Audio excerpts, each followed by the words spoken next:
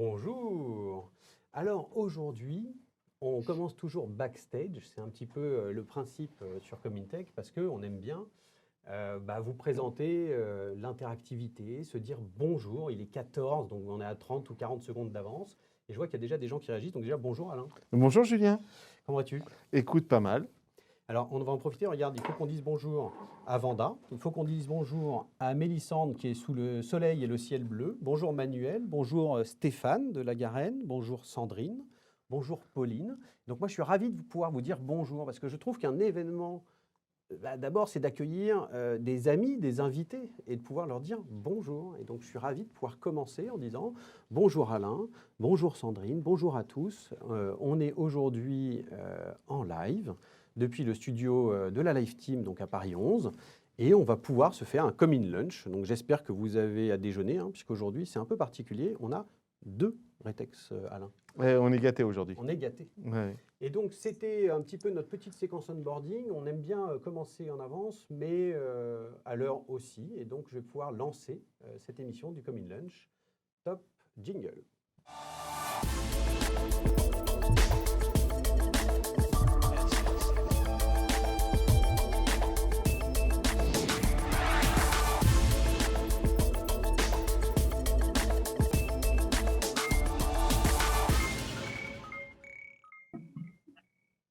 Eh bien, bonjour pour de vrai. Cette fois-ci, le Comin Lunch est parti. Je suis ravi de vous accueillir avec Alain, toujours aujourd'hui en plateau. Bonjour Julien, tu vas bien? Ah, toujours, depuis les 30 secondes, pour ceux qui étaient là un petit peu à l'ouverture, à la pré-ouverture, pardon. Aujourd'hui, au menu du jour, on a plein de choses, parce qu'on a plein d'invités. Donc, je vais vous parler de mes invités du jour. On va parler aussi de ce qu'il ne faut pas manquer la semaine prochaine avec le Salon Piscine Connect qui viendra nous voir. Et on parlera des 2 rétex aujourd'hui, à savoir la page blanche et la convention de la Caisse d'épargne. Sans plus tarder, je vous présente les invités du jour, top séquence.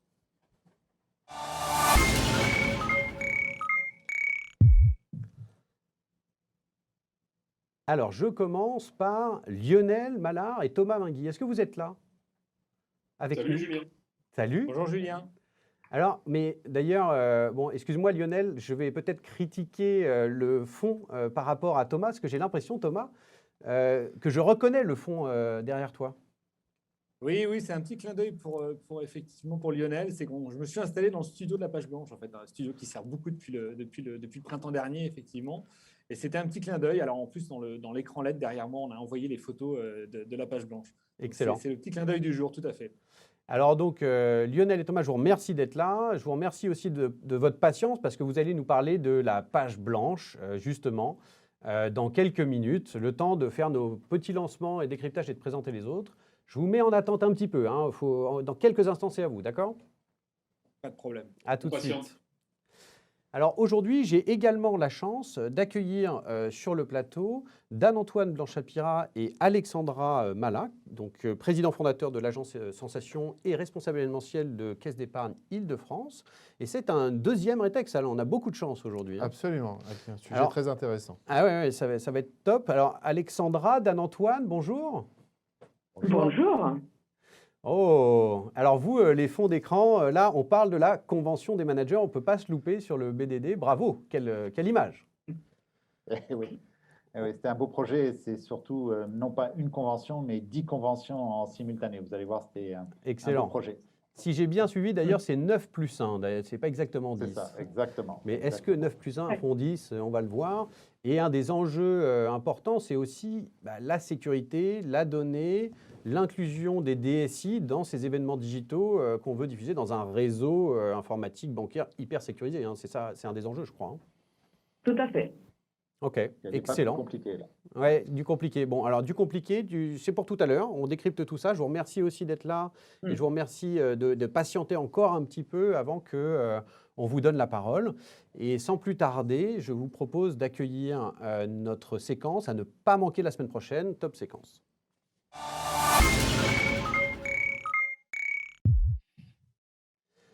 Alors, cette semaine, j'ai la chance d'accueillir Nina Bourod de Swapcard, qui a eu la chance d'organiser le Piscine Connect, donc le salon des acteurs de la piscine et du spa. Nina, bonjour.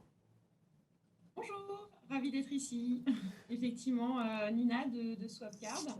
Nous avons accompagné l'équipe Piscine Connect de Gel Event pour leur événement virtuel en novembre dernier. Et on a effectivement beaucoup d'expériences à partager sur. Alors Nina, quand on a préparé, moi j'ai noté quand même que c'est une forme de salon quand même, et donc il y a beaucoup d'exposants, il y a beaucoup de participants. C'est quoi les enjeux que tu veux partager avec nous? Alors sans tout nous dire, hein, c'est quand même la semaine prochaine que tu viens donc avec Magali de Olivier Roth de Gel Event. Donne-nous un petit soupçon là pour nous faire rêver. Alors, un petit soupçon, ce qu'il faut savoir, c'est que Piscine Global est un salon qui a plus de 40 ans, qui avait lieu tous les 2 ans et qui avait l'habitude de rassembler un très grand nombre de participants, jusqu'à 12 000 participants, 400 exposants, etc. Et l'idée, c'est qu'en fait, cette année, avec le contexte actuel, il a fallu proposer une solution différente pour pouvoir permettre à tous ces professionnels de pouvoir se retrouver de nouveau. Donc, ils ont fait un pivot sur le virtuel. J'ai dit le mot, attention. Virtuel. Pivot. Pivot, virtuel, digital. Ouh là là. Alors Bon, là, je crois qu'on a plein de choses à se raconter la semaine prochaine, si je ne dis pas de bêtises. c'est ça, beaucoup de choses à raconter et peu de temps pour le faire finalement, au vu de tout ce que a été C'est ça. fait. Donc, Excellent. Eh ben, merci Nina. Tu peux rester avec nous, écouter évidemment la suite. Et nous, on te retrouve la semaine prochaine. Bonne fin de journée à toi. Merci. merci à vous et bonne journée. Au revoir. Alors, on passe maintenant à la séquence du décryptage du jour. Et donc, avec Alain, on va décrypter aujourd'hui les studios. Top séquence décryptage.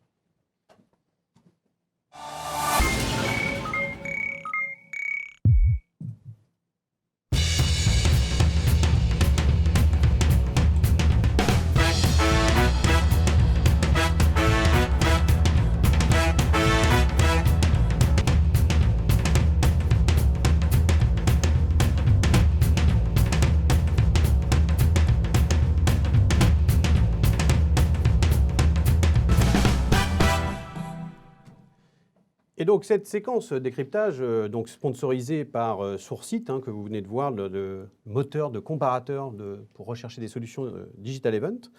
On parlait des studios aujourd'hui, Alain. Alors, le studio, c'est important, les studios, pour toi, Alain?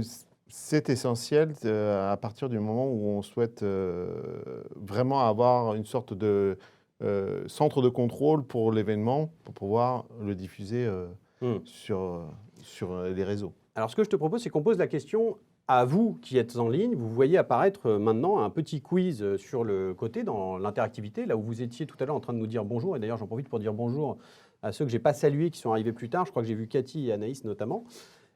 Et donc, la question qu'on vous pose, c'est avez-vous déjà utilisé un studio pour vos événements digitaux? Et donc, je vois que vous êtes en train de répondre, de continuer à répondre. Alain, toi, tu as déjà utilisé un studio? J'ai essentiellement utilisé des studios. Ça m'est arrivé qu'une seule fois de ne pas utiliser un studio. D'accord. Mais c'était toute une stratégie qui était faite pour qu'on n'utilise pas de studio. Donc ça veut dire, pas de studio, c'est tout le monde en Zoom ou équivalent, c'est ça? Exactement, avec beaucoup de séquences de Zoom préenregistrées et beaucoup de réunions one-to-one à travers une plateforme, mais c'était beaucoup de rencontres professionnelles one-to-one. Ok. Intéressant. Alors, ce que je te propose, c'est déjà, avant de rentrer dans le détail, de demander, de regarder les votes. Alors là, on est à 73% donc, d'entre vous avaient déjà utilisé un studio. 75 maintenant, ça monte encore un peu. Je vais vous poser une deuxième question qui est plus technique. Je lance la deuxième question. La deuxième question est la suivante. C'est vous qui l'avez en ligne maintenant. Quels sont pour vous les éléments les plus importants d'un studio? Alors, est-ce qu'il y a peut-être un piège? Alain, tu vas nous donner ta réponse. Je lis juste les questions pour tout le monde. Est-ce que c'est les régies, entre guillemets, donc la régie vidéo, là, qui fait qu'on a des caméras, qu'on se voit, nous on est en studio? Est-ce que c'est la régie son? Est-ce que c'est la régie lumière? Donc voilà, c'est les régies.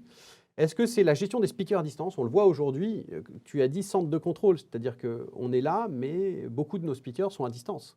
Absolument. Donc je prends l'exemple de ce que j'ai fait la semaine dernière, c'est que le studio avec la régie était à Bruxelles et on faisait un tournage à Londres. Donc, et on diffusait sur une autre plateforme à travers le monde. Donc, voilà. Donc, on est sur du multiforme. Le troisième sujet que je vous ai proposé, c'était la gestion du streaming, du flux et de la connectivité. Alors, j'ai mis un piège parce que je vous ai mis en choix unique alors qu'en fait, ça doit être un choix multiple. Hein, excusez-moi.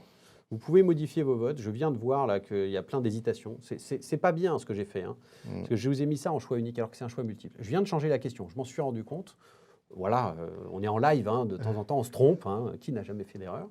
Donc peut-être que vous pouvez changer vos votes.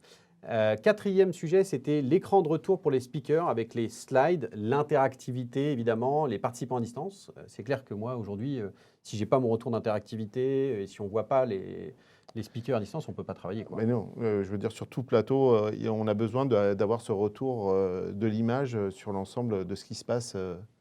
Voilà. Et enfin, l'accueil, le maquillage et le café. Dis donc, toi, tu as un café, moi, j'en ai pas. Ouais, mais parce que je suis arrivé en retard, c'est pour ça.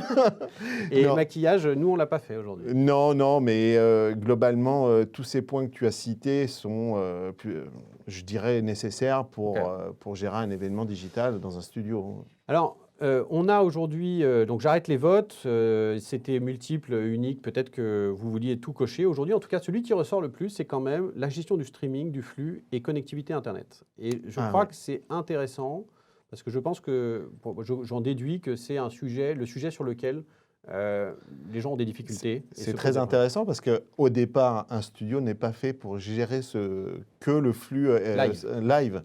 C'est plutôt un plateau avec une régie pour enregistrer. C'est intéressant. Ouais, c'est très intéressant. Je pense qu'on va en reparler au moment de la page blanche parce que je pense que l'enjeu du live, l'enjeu du direct, qui est la particularité d'un événement, est assez représentatif de cette attente-là des votes aujourd'hui, donc de la gestion du streaming. Et c'est effectivement aussi, je pense que c'est la partie un peu nébuleuse pour les organisateurs d'événements, comment cela marche. Oui, tout à fait. OK. Alors, en ligne, vous pouvez continuer à utiliser l'interactivité. Je mets juste à la place maintenant vos questions. Donc là, maintenant, c'est un espace vierge qui vous permet de poser vos questions.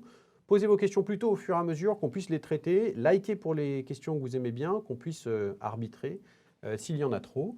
Et pour nous, je propose de lancer ce premier retex de ce Common Lunch, c'est-à-dire la page blanche Top Retex.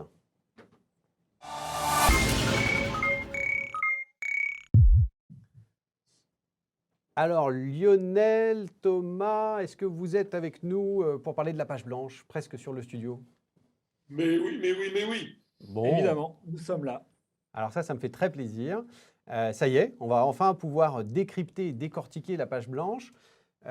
Avant de commencer, je crois qu'on a une petite vidéo de 30 secondes qui en parle et qui le montre. Je vous propose qu'on commence par regarder ça parce que je trouve qu'elle met bien dans l'ambiance de ceux qui n'ont pas pu venir. C'est parti pour la vidéo.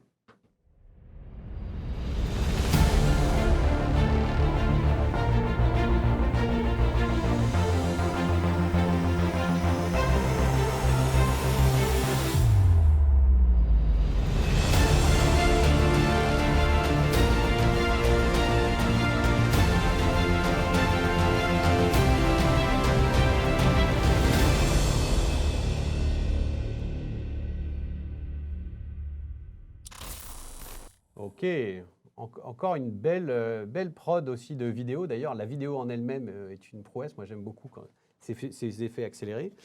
Moi, je voudrais reparler avec vous du contexte, parce que la page blanche, peut-être qu'il faut commencer par le contexte et la date à laquelle elle a eu lieu et à quel moment. Est-ce que vous voulez nous parler un peu de ce moment qui a dû être assez intense de décider, tiens, on fait cette page blanche, et de la date et du contexte? Oui, effectivement, c'est hyper important parce que c'était à la fois, il y a assez peu de temps, c'était il y a 9 mois, hein, quasiment jour pour jour, c'était le 4 juin 2020, et en même temps, les 9 derniers mois ont vu un changement profond dans la manière de faire événement.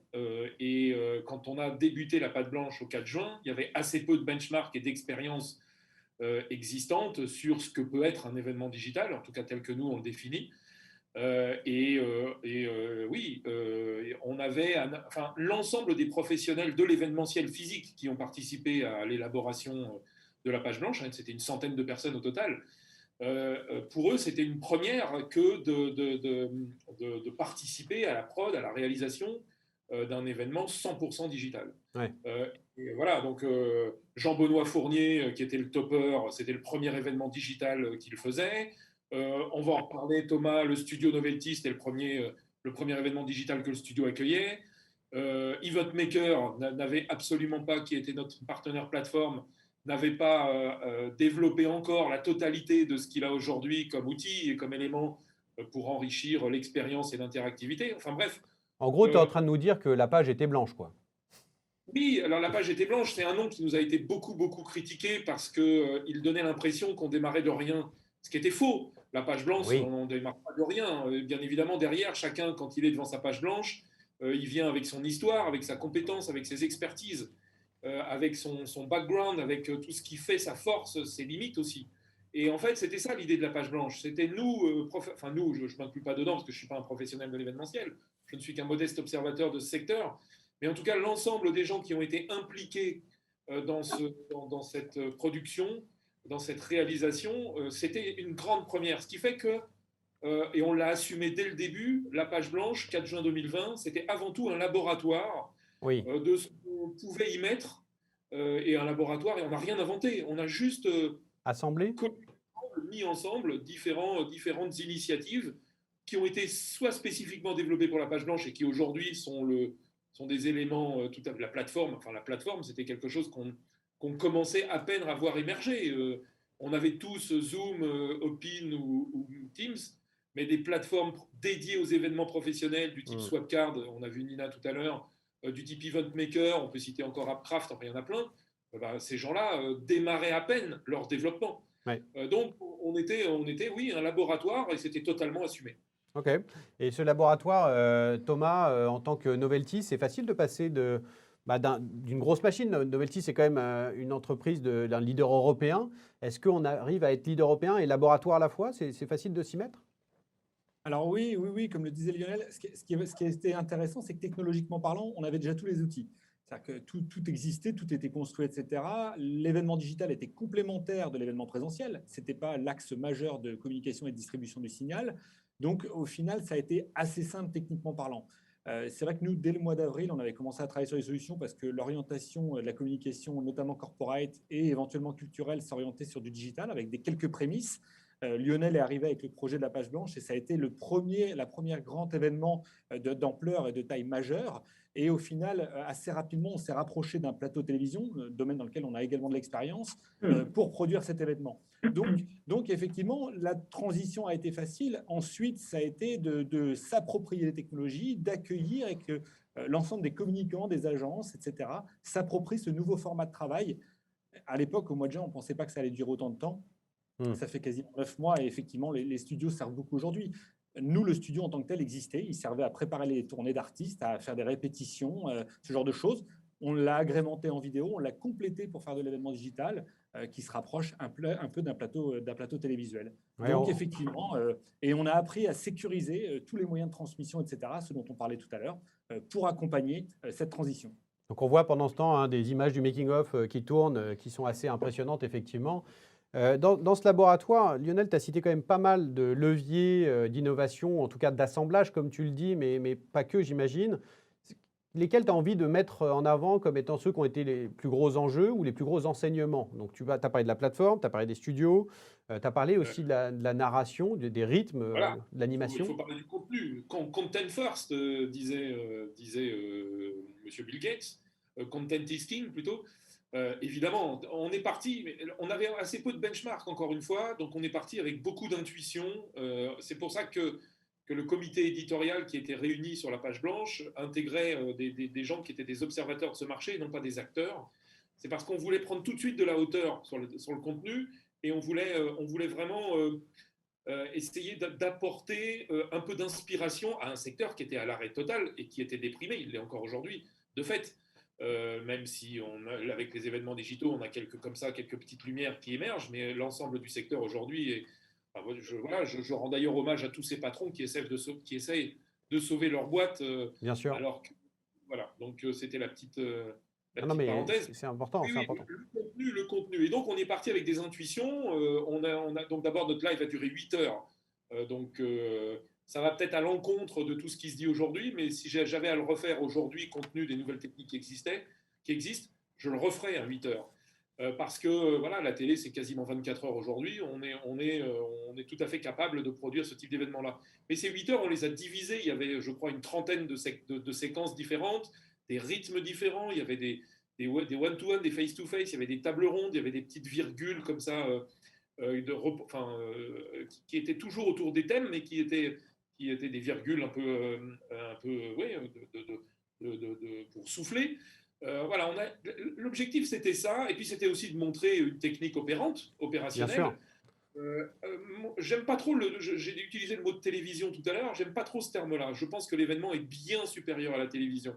Ah, Pour deux raisons. La pourquoi? première, c'est que la télévision a totalement abandonné le direct.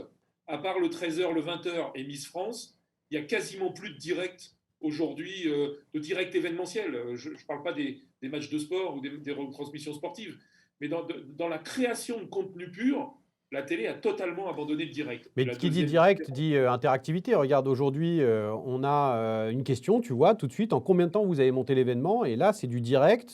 Donc, je n'ai pas le nom de la personne qui nous a posé la question, mais en direct, c'est cette interactivité que je trouve géniale. Donc, j'imagine que la télé n'a pas. Donc, on est vraiment... Tu peux quand même répondre à la question de en combien de temps vous avez monté l'événement, hein, parce que j'aime bien respecter les questions des autres. La petite explication. Vas-y, fini. Dans l'événementiel, parce que la capacité... Ce qui fait l'essence même et l'ADN de l'événementiel, c'est cette capacité à gérer du direct et toute la prise de risque autour, et derrière à ménager des temps d'interactivité forts entre, dans le présentiel, une scène et une selle, et dans le distanciel, entre un écran, des gens derrière les écrans et des gens qui sont présents dans un studio ou ailleurs d'ailleurs. Tout à fait. Mais voilà, c'est ça la force de l'événementiel aujourd'hui. Et la télé a totalement abandonné ça, et je pense que il y a beaucoup d'annonceurs qui aujourd'hui font des émissions enregistrées à vidéo où on appuie sur play. C'est pas de l'événement pour moi. On retombe dans du chose un peu classique. Prendre le risque du direct, c'est passer un contrat avec ses audiences et c'est derrière jouer avec ses audiences au long cours. Et je trouve que c'est là-dessus qu'il faut absolument accentuer ce secteur. On l'a monté en 15 jours. Encore 15 jours, hein, voilà. Et donc, du coup, Thomas, en 15 jours, chez Novelty, il a fallu créer le studio, parce que Novelty, au départ, c'est un lieu où il y a du matériel, c'est pas un lieu où il y a de la production. Enfin, ou alors j'ai... Alors, autant effectivement, c'était assez facile. Alors, je reviens sur le mot télévision que j'ai utilisé. C'est dans la méthode technique, c'est non pas dans l'approche événementielle des choses, mais dans la partie technique des choses. Effectivement, en prise de vue, en mise en lumière, etc., et en moyen d'habillage technique, on est assez proche d'un plateau de télévision. Et c'est pour ça que je reviens sur ce point-là, qui effectivement, dans l'approche, est quand même différent dans l'utilisation finale, qui n'est plus faite aujourd'hui tellement en direct dans le monde de la télévision. Le studio, non, il existait déjà. En fait, les studios existaient déjà chez nous parce qu'ils étaient utilisés, mais pour une autre utilisation qui était la répétition d'artistes, la préparation de tournée et différents tests de captation qui étaient réalisés chez nous. Alors, il s'avère en plus qu'au mois d'avril, on a commencé à faire beaucoup de tests. Les tests pour le digital dans l'événementiel, des tests pour le live music en digital également, donc pour faire du concert distancié, et puis dans la réalité virtuelle. Donc, les studios existaient déjà. On les a bien adaptés, bien transformés et surtout bien connectés. Et ça, c'est le point essentiel parce que l'événement digital est devenu sécurisé, alors par différents moyens, on en a parlé un peu tout à l'heure. Et c'est là-dessus où on a beaucoup travaillé et fait évoluer la technologie, c'est les moyens de transmission. Excellent. Alain, tu avais une question? Oui, non, je voulais intervenir aussi parce que Lionel disait effectivement que le contenu était vraiment important, effectivement, mais je crois que là, ce 4 juin, c'était la première fois où on a vu aussi en termes de production, un événement qui était produit vraiment avec une production de qualité. Moi, c'est ça que j'ai vraiment apprécié aussi, en dehors du contenu qui était extraordinaire, bien ficelé. Oui, c'est ce que disait Thomas sur les codes de la télé, la ça. réal, la Je qualité. pense que c'est cette combinaison des deux qui a fait que, si je ne me trompe pas, Lionel, tu me diras, mais ce qui a permis à ce que les gens, le temps moyen de visionnage, c'était plus de 150 minutes, si je me trompe. 2h40. Donc 2h40, ça fait 160 minutes, de temps moyen de visionnage par les 1500 personnes connectées. Ce qui est incroyable. 1404 personnes exactement qui se sont connectées en direct, donc qui ont chacune regardé en moyenne 2h30. 2h40, pardon. Et on a fait 800, je regarde mes chiffres, 802 visionnages de replay. De replay, d'accord. Voilà. Alors, on n'a pas le calcul, j'ai pas le calcul de temps passé sur les replays. Donc, on est à 2206 exactement aujourd'hui, visionnage de... Voilà, nous, on s'y attendait pas du tout. On s'attendait à 300, 500 personnes. On s'attendait pas à ça. Je voudrais revenir sur la production. Merci Alain, parce que venant de toi, fabuleux directeur technique et directeur d'événements, ça me touche beaucoup ce que tu dis. On a bénéficié d'un truc extraordinaire. C'est que la centaine de personnes qui a participé à la prod n'avaient rien à faire. Donc, ils se sont investis à 100% dans le projet. Et Bien ils sûr. étaient, mais moi, c'est ce qui m'a fait le plus plaisir. C'est des gens qui ne bossaient pas depuis 3 mois et qui avaient une telle énergie. C'était aussi un des objectifs de la page blanche que de montrer qu'on avait des professionnels de l'événementiel vivants et qui étaient prêts à embarquer dans des aventures événementielles digitales. Voilà, c'est ça qu'on a voulu dire. On a voulu dire à la communauté de l'événementiel, nous sommes prêts, nous avons les compétences, nous assumons encore, enfin en tout cas au mois de juin, nous assumons cet aspect laboratoire. On est tous à sortir de notre zone de confort avec ces nouveaux événements digitaux, mais en tout cas on le teste, on le C'est ça. tente avec nos convictions, nos intuitions, sans retour, sans benchmark, mais en tout cas on y est allé avec Avec la fleur au humilité, fusil. avec test and learn, quoi, cet esprit laboratoire de prise de risque. Non, mais ça, bravo. Mais alors, du coup, on en retire quoi? J'imagine, peut-être côté Novelty, est-ce que ça vous a retiré des mécaniques que vous avez aujourd'hui rodées grâce à ça et qui deviennent des productions et toi, Lionel, t'en retires quoi et quel avenir de tout ça, si on peut se projeter un peu? Donc, Thomas, peut-être Alors, d'abord, pardon.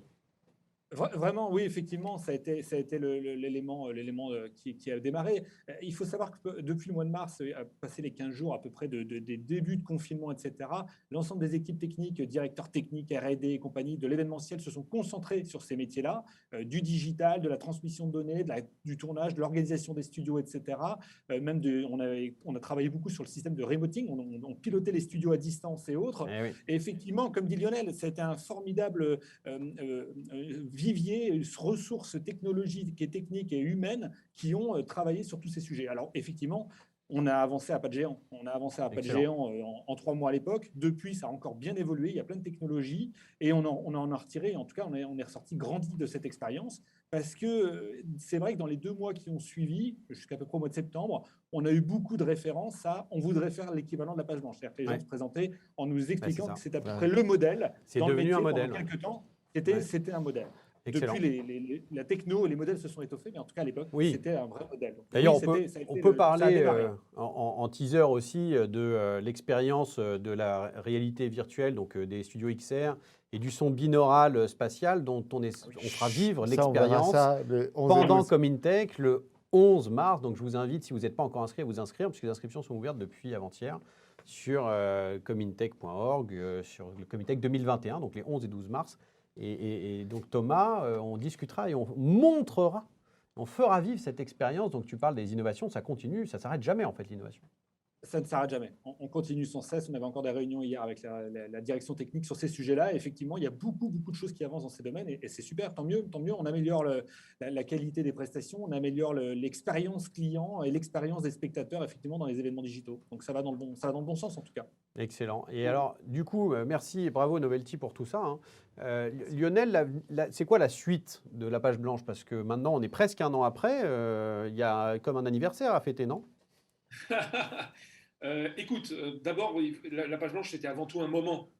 Voilà, c'est plus qu'un événement, c'était un moment de fédération des professionnels de l'événement, un moment de travail en commun. Est-ce qu'il y aura une suite? Je ne sais pas. On réfléchit à plein de choses. Il y a plein d'idées qui. C'est malheureusement, je pensais faire quelques annonces, mais je ne peux malheureusement pas en faire. Mais on aura une suite. Il y aura une suite d'une manière ou d'une autre. Et puis on s'y attelle aujourd'hui. Il faut trouver aussi un modèle économique parce que de fait, l'ensemble des acteurs qui ont participé à cette page blanche l'ont fait gracieusement. Donc c'était aussi un moyen voilà. Moi, ça m'a coûté 5 000 € en tout et pour tout. Je ne dis pas que c'est une petite somme à la taille de ma petite boîte, mais en tout cas, si on valorise l'ensemble de l'événementiel, ce que j'ai demandé à chacun de mes partenaires de faire, on est arrivé à 160 000 € quand même. Oui. Donc, c'est pas innocent. Il faut trouver un modèle économique à tout ça. Et puis, oui, je voulais rebondir sur ce que disait Thomas. En 9 mois, il y a eu un saut technique, technologique et culturel comme rarement l'événementiel en a connu. Et il faut se réjouir de ça parce que je pense qu'on est à l'orée d'un développement business fort. Il faut encore que l'acculturation soit plus forte. Je trouve qu'il y a encore des métiers. Voilà, il faut qu'on s'inspire beaucoup plus de ce qui existe dans le cinéma. Là, je vois Elisha Karmitz qui est venu témoigner sur la page blanche. Voilà. Donc, il faut qu'on s'inspire du cinéma, il faut qu'on s'inspire du gaming. On a à aller chercher chez ces professionnels-là qui savent gérer l'image. Parce qu'en fait, dans un événement présentiel, l'image, elle est là comme pour faire une sorte de retour de ce qui se passe sur scène. Oui. Or, quand on a des gens derrière leurs écrans, l'image, c'est la seule chose C'est la qu'ils seule ont. chose, la réal. Et Et donc, on est Ouais. sur des rythmes qui sont différents. Et là, les codes de la télé il y a un travail de arrivent. folie à faire. Et je Ouais. pense, moi, j'ai une confiance énorme en tous les créatifs de l'événementiel, qu'ils soient dans les agences, parmi les prestataires comme Novelty, dans les plateformes comme Event Maker, chez les toppers comme Jean-Benoît Fournier, chez les animateurs comme Nicolas Rossignol, enfin voilà, chez Vincent Roturo qui a fait la scénographie, tous ces gens-là aujourd'hui, ils sont en mode apprentissage, formation, découverte de culture, avec leurs 25, 30, 40 ans d'expérience professionnelle. Mais moi, je suis hyper content et hyper optimiste de ce Excellent. qu'on va pouvoir voir. Bah, Et moi, et tu disais, Thomas, fort justement, que on a pris comme référence la page blanche en septembre. J'étais super fier et on était tous super fiers de ça. Mais en fait, moi, ce qui me réjouit, c'est que quelque part, on puisse ringardiser la page blanche parce que la manière de gérer des contenus, la manière technologique d'aborder les choses, on fait un bond en avant qui, moi, me réjouit bien profondément sûr. et qui laisse augurer d'un avenir très très fort dès l'instant où j'espère on retrouvera des marges de manœuvre aussi dans l'événement physique. Pour finir, tout à fait. Écoutez, merci beaucoup. Il y a une question du public que je ne vous ai pas posée, qui est pour Novelty, c'est quels sont les autres nouveaux modèles sur lesquels Novelty mise? Alors là, c'est plus compliqué, c'est peut-être même secret, hein, Thomas, on comprendra. Est-ce que tu as envie de répondre à cette question? Oui, sans problème. Lionel avait déjà donné la réponse il y a quelques secondes. En fait, effectivement, quand j'entends parler du monde du cinéma, du monde du gaming, etc., on travaille sur ces secteurs-là. On travaille avec ces secteurs-là aujourd'hui. Dans le cas de la réalité virtuelle, on en a parlé, du son binaural. On a beaucoup de choses sur lesquelles on est en train d'avancer aujourd'hui. Et on fait la croisée, effectivement, des métiers, la croisée entre le monde de l'événementiel, qui se rapproche fortement du monde du cinéma, et qui, effectivement, pour la partie VR, réalité virtuelle, 3D et autres, et effectivement, on se rapproche du monde du gaming. Donc, effectivement, en ce moment, on a tous ces secteurs de métiers et ces secteurs d'activité qui se rapprochent pour aller vers l'événementiel. Donc, aujourd'hui, c'est nos sujets, c'est notre quotidien. Et effectivement, on pourrait encore une fois améliorer les solutions et faire avancer. Et les avancées sont rapides. En fait, Ouais. c'est là ce qui est très marrant depuis le mois de juin. Les avancées technologiques sont très, très, très rapides, comme jamais ça n'a été, en tout cas dans ces secteurs-là, liés à l'événementiel. Excellent. Je pense Ouais. qu'effectivement, sur le monde du gaming, il y a vraiment. C'est un observatoire, il faut vraiment aller regarder ce qu'ils font, parce qu'ils ont presque 5 ans d'avance sur nous. Et ce n'est pas seulement sur la partie technologique, mais aussi sur l'animation de communauté. Je trouve qu'il y a beaucoup de leçons à apprendre. Donc le e-sport, en fait. Hein, il y a le e-sport, il y a d'autres. Ce qui s'est passé le League of Legends l'été dernier, c'était exceptionnel. Le The Event, où ils ont récolté des millions d'euros de fonds pour Amnesty International. Je trouve que c'est des choses vraiment à observer. Écoutez, on ne peut pas continuer parce qu'on dépasse le timing, donc je vous remercie énormément d'avoir été là. Je rappelle à tout le monde, et donc j'en profite pour faire merci aussi à l'équipe, puisque je crois qu'il y a la photo de l'équipe qui est là aussi en même temps et diffusée. Je pense qu'il le mérite largement. Petit commentaire. Ah, Pour le moi, petit commentaire. Le cœur de l'événementiel, il est là, quoi. Voilà. Le cœur de l'événementiel, c'est la photo où on voit l'équipe. Alors, on a quitté nos masques juste 2 secondes. Mais voilà, moi, je suis hyper fier de cette photo-là. Vous avez des professionnels absolument formidables qui, tout d'un coup, ont mis leur réflexion en commun pour sortir et produire la page blanche. Eh ben, on les voilà, applaudit cette alors. photo-là, Bravo. cette photo-là, On peut les applaudir. c'est les backstage de Novelty. Derrière voilà. Je voulais juste aussi signaler le formidable travail de Nicolas Rossignol qui a tenu 8 heures pendant cette voilà, qui est un animateur hors pair très connu du monde de l'événementiel et qui a montré aussi pendant le direct ce backstage, a été présenté Bien les sûr. gens qui travaillaient. Donc c'était aussi ça, c'était aussi montrer Et je crois que que c'est d'ailleurs une partie que j'aimerais bien réaborder si vous avez la chance d'être sélectionné, puisque vous savez maintenant, c'est le public qui va choisir quel retour d'expérience on verra à Comintech le 11 et le 12. À partir de mardi prochain, on mettra les 9 rétextes qu'on a eus là pendant les 5-6 dernières semaines. Et donc, ce sera à vous de voter sur LinkedIn lesquels vous voulez voir sur scène. Et si on peut, on creusera donc à nouveau ces événements. Et je sais que Lionel, tu m'avais déjà donné envie aussi de parler d'un sujet qu'on n'a pas eu le temps d'aborder, la frustration des speakers et du présentateur qui n'a pas son public devant et le manque de cette énergie humaine. Comment gérer avec et comment transmettre l'émotion différemment. Je m'arrête là. Je vous remercie énormément Merci beaucoup. pour cette séquence. Moi, je vote pour Sensation et pour Caisse d'épargne Île-de-France. Ah, donc Monsieur Mallard fait du lobby pour ses concurrents, c'est très beau. Bravo. Non, On félicite. peut-être juste à faire le lien, Julien. Merci. Non, non, c'était bien Merci comme à ça. vous. Merci à vous. Merci, Merci Thomas. Lionel, merci Thomas. Merci beaucoup. Merci Lionel. À bientôt. Et Merci. donc, comme je vous disais à vous qui nous écoutez, n'oubliez pas que ce sera à vous, à partir de mardi prochain, via LinkedIn, de liker, de choisir les retours d'expérience qu'on verra le 11 et le 12 mars, puisqu'il n'y en aura que 2 sélectionnés sur les 8, je crois, qu'on aura eu. C'est à vous de choisir, c'est vous qui faites le programme, c'est un programme un petit peu collaboratif et démocratique. Exactement. Voilà, ça change un petit peu. Programme démocratique. Démocratique. Eh bien, c'est parti, on va lancer le deuxième Retex, top séquence Retex.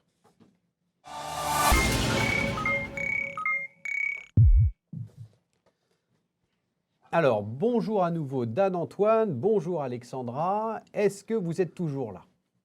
Et oui. Toujours là. Quelle patience, Oui. merci beaucoup. Donc vous C'est un avez plaisir entendu d'écouter Lionel. Et Oui. donc Lionel et Ouais, Thomas très bien. nous ont fait un bel exposé de la page blanche, avec des convictions d'ailleurs sur le direct, on en reparlera un petit peu tout à l'heure, Mhm. parce que de temps en temps, on ne peut pas forcément faire tout ce qu'on veut, il y a des arbitrages à faire, et quand on fait 10 conventions en parallèle, j'imagine que la notion d'arbitrage, elle est importante. Ce que je vous propose, je crois que vous avez, on a une petite vidéo aussi pour vous, donc je vous propose de commencer par la vidéo pour mettre le contexte pour les participants, ça vous va? Bonne idée. Parfait. Alors c'est parti pour la vidéo.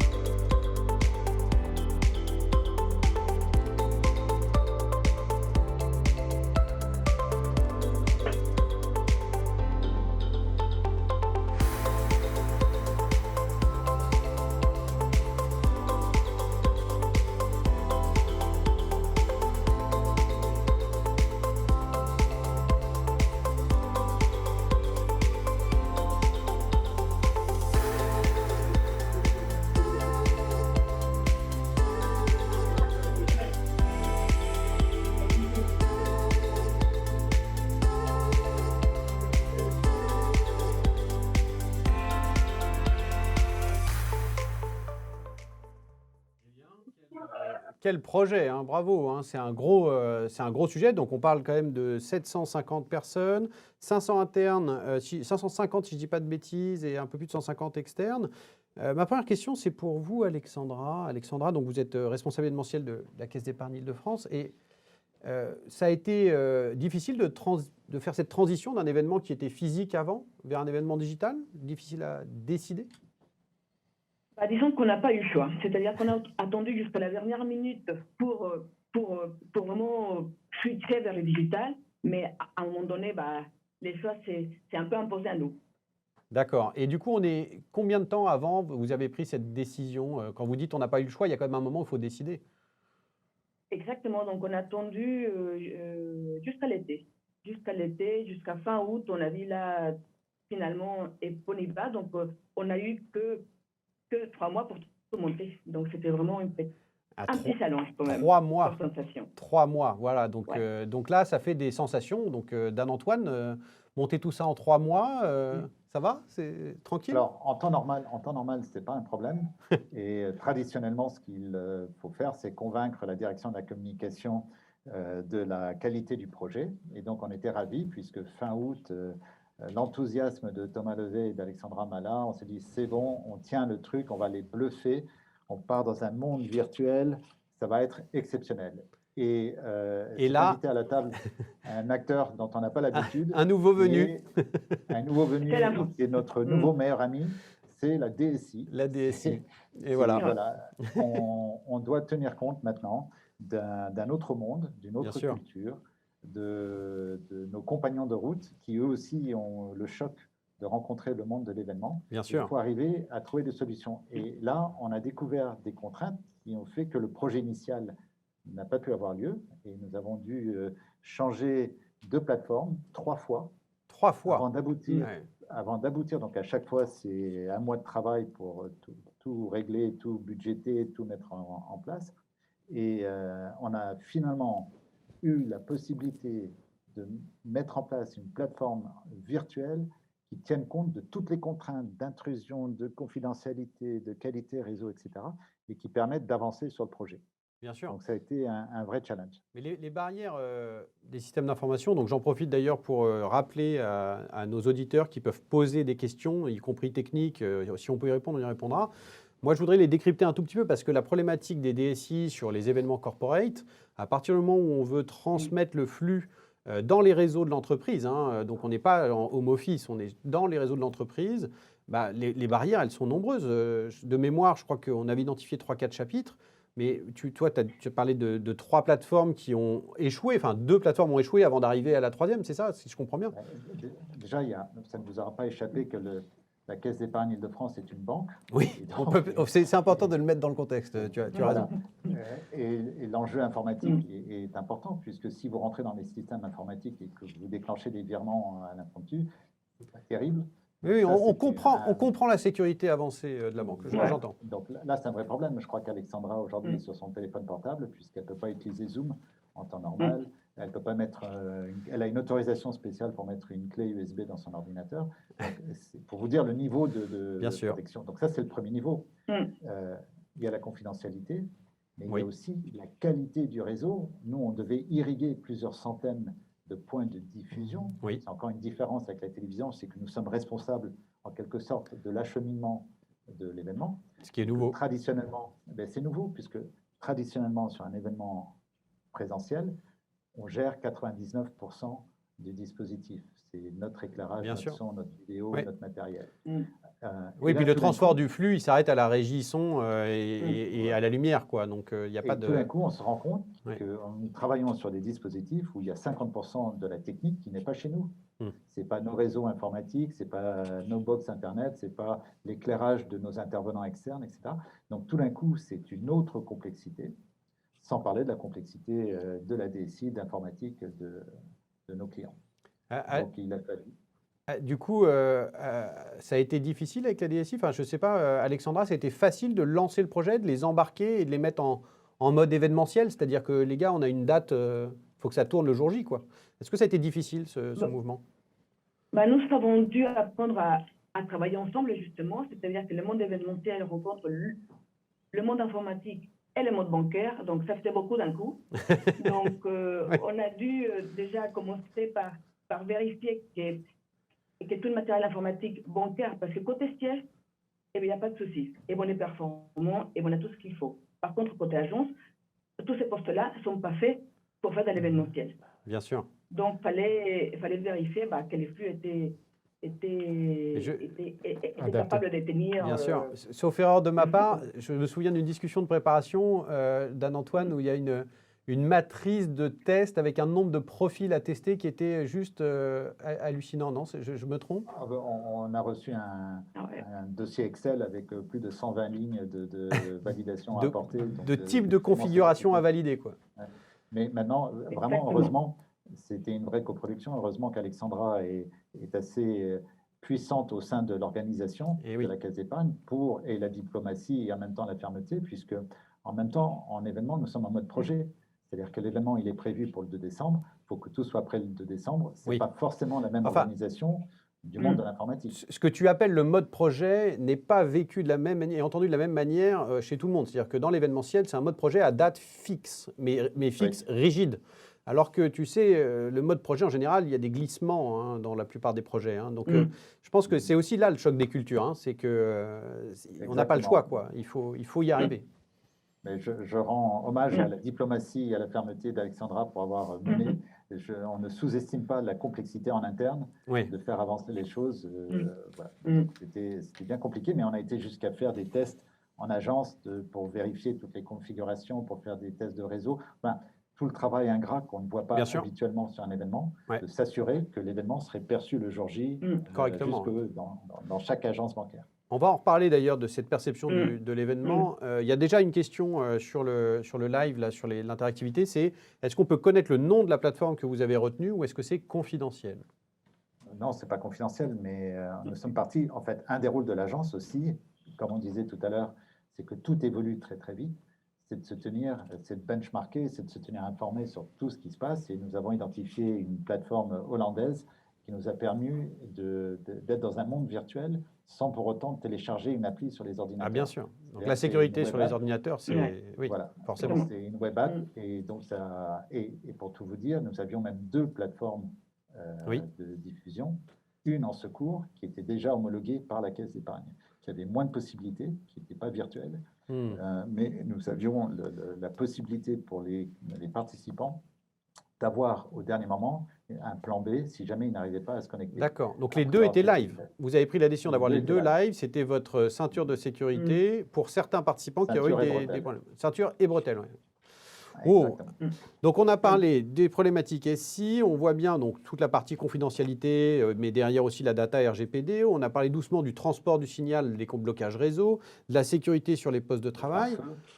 Est-ce que dans tout ça, vous avez l'impression, Alexandra, d'Antoine, que ce que vous avez fait, c'est réutilisable et que le deuxième projet sera plus facile? Oui, pour toute la partie, modèle fonctionnel, puisque maintenant, on a appris à travailler ensemble. Donc maintenant, on sait ce qu'il faut faire et quelles sont les étapes, puisqu'on partait de zéro. Donc maintenant, au moins, on sait où est-ce qu'on va et comment il faut y aller. Après, le propre de l'événementiel, c'est d'échanger, c'est d'innover et c'est de proposer des choses nouvelles à chaque fois. Bien sûr. Bonne réponse. Ce que je voudrais dire, c'est que l'aspect informatique nous a beaucoup occupés, mais ce n'est pas la totalité de l'événement. Il y a aussi les contenus. Parlons-en. Parlons du reste. Voilà. C'était bien l'idée. C'était ma manière de tourner la page de l'informatique pour aller vers le contenu. Moi, ce que je note quand même sur le sujet, c'est que vous avez appris à travailler et je pense que c'est important de voir que les entreprises, il y a une première fois et que la première fois, elle est structurante et les fois suivantes, ça ne veut pas dire qu'on fait un copier-coller, mais ça veut dire déjà on sait travailler ensemble et c'est déjà génial. Alors, tu as raison, il n'y a pas que ça, mais je crois qu'Alain avait une question avant. Oui, je reviens, désolé d'Antoine, c'était sur la partie choix du studio. Qu'est-ce qui vous a amené à choisir plutôt un studio virtuel plutôt qu'un studio, disons, classique? Alors, plusieurs choses. D'abord, c'était la volonté de créer vraiment un événement exceptionnel pour les managers de la Caisse d'épargne, puisque je pense que ils ont vécu une année rude et qu'il ne s'agissait pas juste de faire un autre webinaire ou un Zoom meeting dont ils en mangent toute la journée, et c'était vraiment changé et les faire entrer peut-être plus dans un esprit de gaming, d'événements d'exception, comme peut l'être une convention réelle. Donc, il fallait que ce soit pas juste du Zoom. Oui, tout à fait. Et du coup, parlons du contenu un petit peu, parce qu'on en a parlé tout à l'heure, le fameux 10 ou 9 plus 1. On parle d'une convention qui est à la fois nationale et à la fois locale, si je ne dis pas de bêtises. Donc, c'est presque ça. Elle est régionale, c'est l'Île-de-France, mais il y a la plénière générale pour l'ensemble des managers. Et après, il y avait 9 plénières régionales par département. Par département, oui. Donc, la complexité, c'est que les 9 sont en simultané.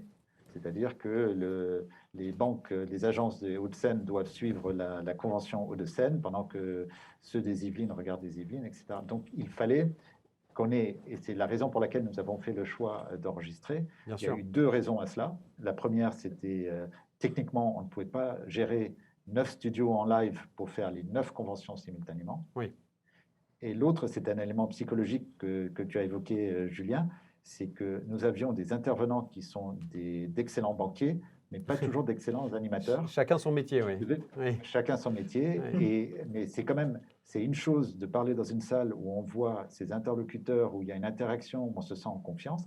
Et c'est une autre chose d'être dans un studio avec un fond gris Bien pas sûr. un fond vert, mais et de parler à un écran ou à une caméra. Et c'est très compliqué quand on n'est pas Nicolas Rossignol ou quand on n'est pas un animateur Bien sûr. professionnel. Et Donc, il fallait comme tenir dirait compte de Nicolas ces deux Rossignol, c'est éléments. même difficile quand on est professionnel parce que ça manque ce retour et cette connexion avec le public.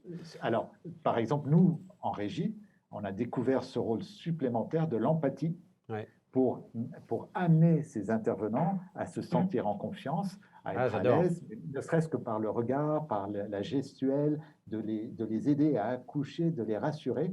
On était 10 en régie, on devait représenter 400 personnes et leur envoyer des doses d'empathie pour qu'ils se sentent à l'aise. Bien sûr. Et alors du coup, donc l'empathie de la régie change de rôle pour aider la scène.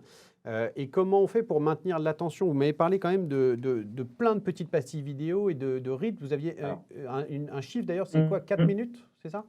Alors, on a pris quelques parties pris. Déjà, la convention a été réduite dans le format. Donc, la plénière générale durait 1 heure et chaque plénière régionale durait 1 heure aussi. Donc, 2 heures au lieu du double. Ensuite, aucune séquence de plus de 4 minutes. Et 65 vidéos, illustrations, sans parler des interactions. Donc, vous voyez que c'est un peu comme Intech, hyper rythmé, pour maintenir l'attention. Surtout pas de tunnel, surtout pas. Donc, ça a été un travail d'éditorialisation, de contenu, de script, de préparation de vidéos. C'était, avec Alexandra, nos réunions terminaient à 21h pour aller dîner, reprenaient à 23h et on finissait à 1h du matin pendant au moins 2 mois. Oui, je vois bien c'est les enjeux, sans parler des mails de temps en temps de la DSI qui dit non, ça finalement c'est pas possible, et on déconstruit et on refait tout. C'est ça l'idée, hein? Exactement. Je crois que j'ai touché du doigt un sujet, mais chut, on le dira pas trop. Vécu. C'est du vécu. On l'a tous vécu, je crois. Alexandra, si vous avez un sujet qui a été un enjeu majeur en dehors de la DSI et dont vous garderez souvenir, et un enseignement que vous voulez partager avec nos audiences, ce serait quoi? C'est essayer de garder le lien avec un événement digital dans un contexte compliqué. Oui. Donc, je voulais aussi saluer l'accompagnement des sensations parce qu'ils ont été parfaits. Toujours aussi motivés que moi pour refaire l'événement. Donc, ils ont été d'un soutien. Oui. Voilà. Il faut bien être accompagné. C'est important d'être bien accompagné. Ça, j'entends bien. Lionel parlait de l'équipe humaine tout à l'heure, mais c'est vrai qu'on a eu, d'ailleurs, l'équipe technique aussi, on avance ce chemin faisant, on repousse les limites à chaque projet, mais on a eu vraiment une équipe autour de nous avec le studio dynamique, avec Lénie, avec tout le monde qui ont été au top. On a tous retroussé les manches, que ce soit aussi les techniciens de la Caisse d'épargne qu'il faut remercier et nos nouveaux amis de la DSI qui ont dû il faudrait les faire témoigner. Je pense que ça pourrait être intéressant d'avoir le point de vue de leur côté aussi sur ce qui s'est passé. Moi, je voulais vous parler un petit peu de l'avenir. Et j'avais prévu de vous parler de l'avenir, mais en fait, il y a une question du public qui m'a volé ma question. Donc, c'est parfait. Merci, cher public. Je ne sais pas qui c'est, donc je m'arrête à cher public. Avez-vous déjà réfléchi au format lorsque nous pourrons à nouveau être en présentiel? Est-ce que vous pensez que ce sera encore 100% digital? Est-ce que vous pensez que vous irez au 100% présentiel? Ou est-ce que vous iriez vers l'hybride? Alors, c'est à qui la question? C'est pour vous deux. Alors, c'est peut-être... Dan-Antoine, quel serait ton conseil, Alexandra? Et Alexandra, qu'est-ce que vous en pensez? Alors, ça dépend, chaque cas est différent. Pour cette convention-là, je pense que le présentiel serait formidable de se retrouver, puisque c'est un public qui est bien défini. Et une de nos grandes fiertés avec Alexandra, c'est que le taux de satisfaction de la convention digitale était même légèrement supérieur, mais bon, comparable à un événement présentiel. Ce qui est une vraie gageure, puisqu'il n'y avait ni l'aspect convivialité, ni traiteur du présentiel. Tout à fait. C'était par les contenus la nouveauté. La deuxième fois, il va falloir innover. Maintenant, pour d'autres événements, on s'aperçoit que nous avons en général entre 20 et 50% de participation en plus sur la partie digitale. Donc, je pense qu'un mix de live, de présentiel, pour ceux qui veulent vivre l'intensité de l'événement. Et puis, c'est comme Roland-Garros, il y a ceux qui sont dans le central, et puis ceux qui suivent en télé. Ça permet de démultiplier l'événement. Donc, en fonction de la problématique, évidemment que l'hybride, on ne reviendra pas en arrière sur tout ce qu'on a appris au cours de cette dernière année. Excellent. Et est-ce qu'aujourd'hui, Dan-Antoine, si tu te projettes vers l'avenir, tu disais, ça dépend des cas de figure. Tu dis l'hybride, le présentiel, le digital, cet événement, on va aller vers le présentiel. C'est quoi ta vision justement de l'évolution des événements digitaux? De toute façon, il faut innover. Encore une fois, on est tous en Zoom fatigue. Et il va falloir trouver des solutions innovantes. Et aujourd'hui, on parlait de gaming, mais de plateformes virtuelles, de plateformes avec la réalité virtuelle, avec des avatars. Il va falloir inventer. Et puis, redécouvrir le plaisir simple de se retrouver tous ensemble au buffet, sans programme. Juste prendre un café ensemble, rigoler, faire tout ce qu'on ne peut pas faire sur un événement digital. Mais la question à poser, c'est aussi... Alexandra, puisque comment est-ce que l'entreprise voit les choses. Mais c'est vrai qu'il faut maintenir le lien lorsqu'on est réparti sur plein de sites, comme c'est le cas de la Caisse d'épargne. Excellent. Et donc Alexandra, aujourd'hui, la direction a dû voir ce questionnaire de satisfaction augmenter. Donc j'imagine que les réticences à décider vers le digital seront plus faciles à gommer pour la prochaine fois. Comment vous percevez les intentions de la direction? Disons qu'effectivement, à force d'en faire des webinaires, des événements, etc., digitaux, on commence à s'habituer, mais rien ne remplacera l'humain. Ouais. C'est-à-dire que dès qu'on pourra, le lien humain, le côté festif ou le côté convivial c'est ça, oui. Des événements, c'est irremplaçable. Vous voyez que ce sont des banquiers avec un cœur, quand même. Voilà. Exactement. Alors, tout à fait. J'ai envie de conclure là-dessus parce que je trouve ça génial et que je suis dans les temps. Donc, je vous remercie beaucoup. J'en profite d'ailleurs pour faire la promo de Comintech parce que sur Comintech, d'Anne-Antoine, nous aurons une cafétéria pour partager un café sans programme, digital. Parce qu'on a mis Comintech cette année sous l'égide du Human to Human. Comment faire des événements digitaux à l'heure du Human to Human en respectant les deux. Donc je vous invite à venir voir parce que je pense qu'on a essayé avec humilité de résoudre l'équation entre événement digital et rencontres, les fameuses rencontres dans les couloirs, avec d'ailleurs un grand jeu parce que la gamification, on y croit beaucoup, partager des émotions par le jeu. Donc le vendredi midi sera un grand jeu, alors que le jeudi midi, ce sera la cafétéria ouverte. Mais à suivre le 11 et le 12. Merci beaucoup Dan-Antoine, merci beaucoup Alexandre. Juste un petit mot. Oui, bien sûr. Si nous avons la chance de revenir en deuxième semaine sur Comintech, on pourra vous expliquer justement ce qu'on n'a pas eu le temps de faire là. Oui. C'est toutes ces passerelles humaines, comment est-ce qu'on tient compte de l'onboarding des participants, comment est-ce qu'on crée l'interactivité avec des stands, comment est-ce qu'on C'est un bon teaser. Et un petit teaser, mais tout ça avec ce que nous avons appris de la page blanche. Et comment l'animation et le contenu jouent un rôle fondamental. Du coup, je reste sur ma fin maintenant. C'est l'idée. Donc, on a tous envie. Donc, voilà, si ça vous a plu, vous avez envie d'aller plus loin sur ce cas, je vous rappelle que mardi prochain, encore une fois, nous allons publier un post LinkedIn pour chacun des cas. Et c'est le nombre de likes qui décidera desquels passeront sur scène le 11 et le 12 mars. Donc, inscrivez-vous aussi à Comintech. Préparez votre sandwich à l'avance ou votre boboon ou votre plat préféré puisque les déjeuners seront des moments de rencontre et donc ce ne sera pas un moment de cuisine. Vous pourrez manger, mais ce sera un moment de rencontre. Et d'ailleurs, inscrivez-vous, je crois que je l'ai déjà dit 3 fois dans ce cas. Oui, et puis hashtag #ComInLunch, envoyez photos. Ah oui, mais ça on verra ça le jour J. En tout cas, merci encore à vous. C'était vraiment excellent ce retour. Merci. Je crois que j'ai juste à remercier mes partenaires qui fait partie des choses, des rites, bien sûr, de ce genre d'événement. Donc, je remercie évidemment la Live Team et le studio qui nous accueille à Paris 11 et bravo la régie, Loïc et Manu. Je remercie évidemment Sourcit pour son sponsoring, ainsi que bien sûr MPI, le fondateur, et Alain d'avoir été sur le plateau et tous nos invités. Merci Julien de nous avoir reçus. À la semaine prochaine pour ComInLunch. On aura un et peut-être un deuxième rétex, il y a des surprises à venir. Au revoir. Au revoir.